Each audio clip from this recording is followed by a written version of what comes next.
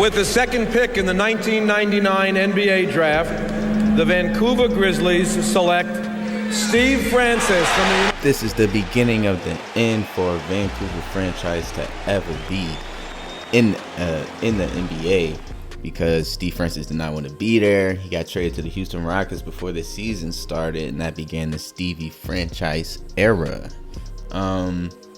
This is the Vancouver Blizzard. The market size is medium, total budget $184 million. And the first person on the list is their point guard, and that would be Mahmoud Abdul-Rauf. He's a very smart shooter and shot creator, and pretty good dribbler, I would say. Not the best playmaker, passer.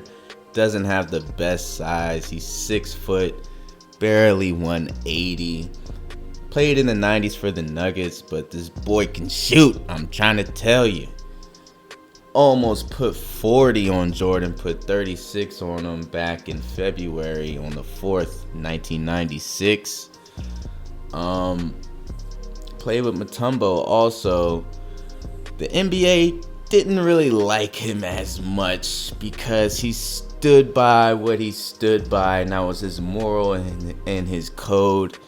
He was Muslim, so what he would do was pray during the national anthem, and instead of standing with his hand to his heart, people didn't like that, you know what I'm saying? So, but his shooting is undeniable, and nobody could stop him. If you put a hand in his face, it didn't matter. If you try to foul him, it didn't matter. You know what I'm saying? Like, he did this in the fourth quarter type shit. This wasn't just, you know what I'm saying? So Mahmoud Abdul-Rauf might not have known about John Carlos or Tommy Smith, but he knows how they felt after protesting during the national anthem. His brief suspension is over.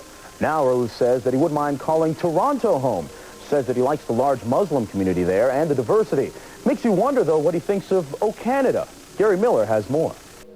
There's a reason I put him in Canada, you know what I'm saying? Even though he was American born. His shooting has never left him also. He can be gray-haired. You can see Gary Payton on the sideline, but he's on the court. Okay? It don't matter. The shooting never leaves you.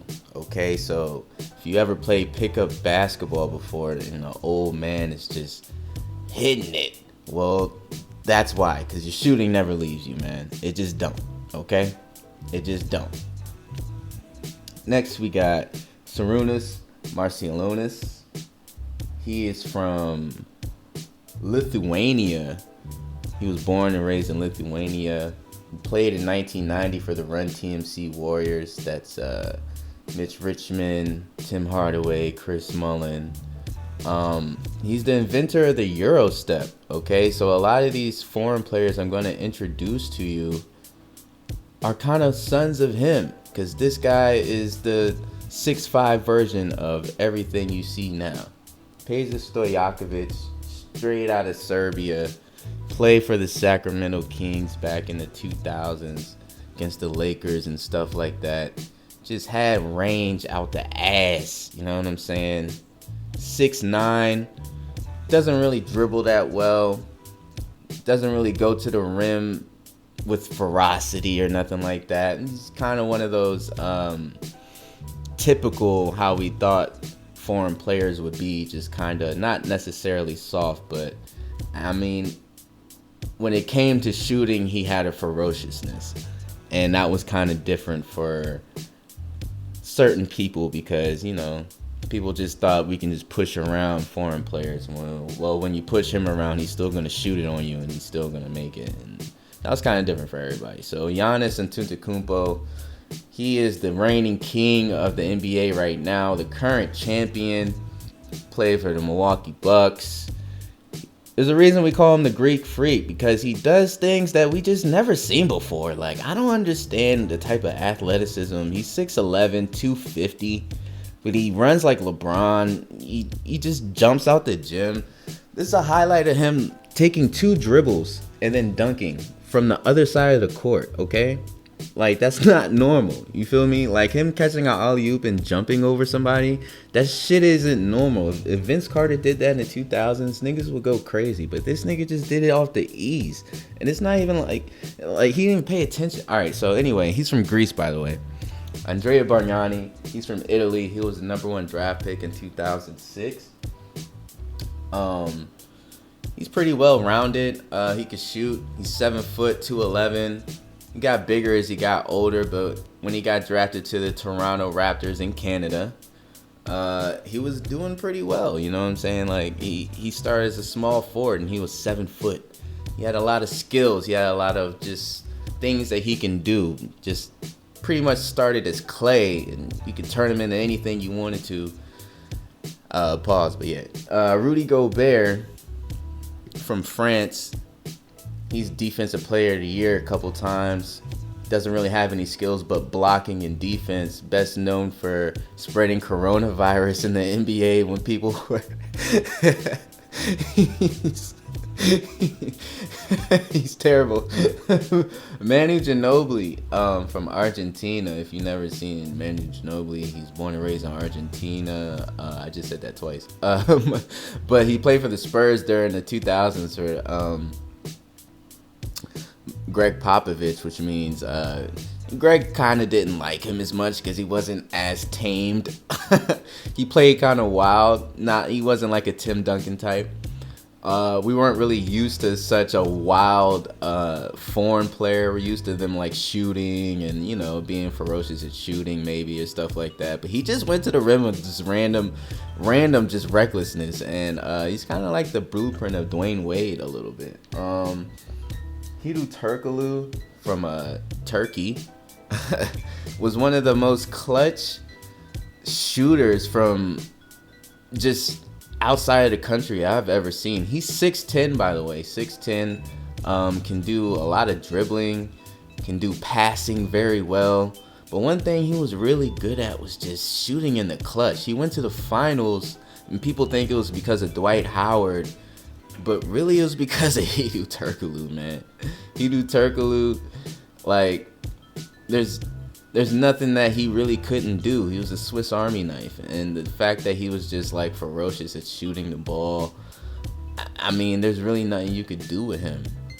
But I guess there's something we could do with him because I'm a Lakers fan, so haha. But the fact that they went to the finals was no fluke. The fact that they beat LeBron was no fluke. It really wasn't, because Hedo Turkoglu was something serious. Goran Dragic from Slovenia is an all-around point guard. 6'3", I think he's around like 210. He can dribble, pass, shoot. He doesn't really play the best defense, but he's very intense. You know what I'm saying? Like, he can go to the rim and do some type of crazy layup like Manu Ginobili. And, you know, it's just not necessarily seen from a shorter guy. You know, he's only 6'3". Usually the guys that are doing that are like Sarunas, who's 6'5", or Manu 6'6". People like that. You know, Giannis is 6'11". So for Goran Dragic to be just such a great playmaker all around, it's just, he's always a good addition to a team that he's on. No matter what team he's on, that team elevates themselves just for having Goran Dragic on the team. He's no fluke. Nemanja Bjelica is how you say his name. He's from Serbia. Reminds me of Hedo a little bit. Xavier Tillman was just a guy we added. Campazzo from Argentina. Pokusevski is from Serbia.